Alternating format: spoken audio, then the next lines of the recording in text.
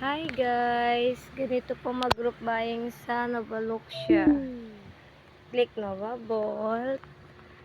Tapos sa daily use, pag hindi ka pa Nova Plus, kapag Nova Start ka pa lang, pili ka lang po dyan ang gusto nyo pong i-group buy. Click join.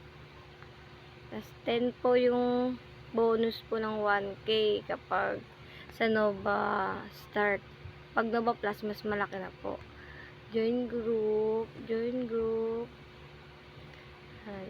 address, yan, confirm lang po, tapos pay now, yun lang po, ganun lang po, araw-araw lang po gagawin yan, tapos babalik po yung punan nyo, kasama yung tubo po, tuwing 1 AM ng madaling araw, ganun po.